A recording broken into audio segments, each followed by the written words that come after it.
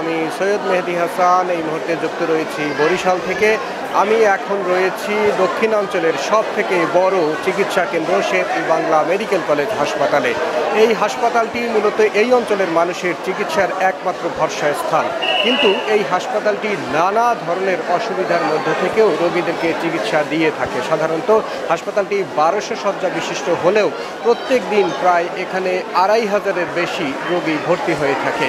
বর্তমানে আমরা হাসপাতাল থেকে যেটি জানতে পেরেছি যে ধারণ ক্ষমতার প্রায় 4 গুণ বেশি রোগী চিকিৎসাধীন রয়েছে। শুধু সেটিই নয়, বহির্বিভাগে সকাল থেকেই প্রচণ্ড রোগীদের ভিড়, আর এই রোগীদের ভিড়ের কারণেই কিন্তু চিকিৎসা দিতে অনেকটা হিমশিম খেতে হচ্ছে। চিকিৎসকরা যেমনটি জানিয়েছেন যে বর্ষার সময় হওয়ায় রোগের উপদ্রব বেশি হয়েছে।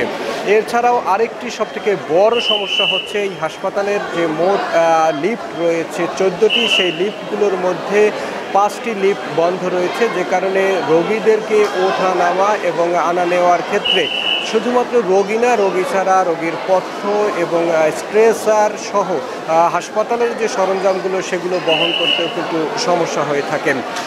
রোগীরা যেমনটি জানিয়েছেন যে এখানে আগের তুলনায় চিকিৎসার আন্তরিকতা বাড়লেও কিন্তু সেই যে প্রয়োজনীয় যে সরঞ্জাম সেগুলো কিন্তু নেই, এবং তারা বরাবরের মতোই অভিযোগ করেছেন যে এই হাসপাতালটিতে অপরিষ্কার অপরিচ্ছন্নতা রয়েছে। যদিও হাসপাতাল থেকে জানানো হয়েছে যে আধুনিক সরঞ্জাম এনে এই হাসপাতালটি কিন্তু পরিচ্ছন্ন করা হয়ে থাকে প্রত্যেক দিনই, কিন্তু তারপরও যেহেতু বড় একটি হাসপাতাল, এই বড় হাসপাতাল হওয়ায় তাদেরকে মেনটেন করতে কিছুটা বেগ পেতে হয়।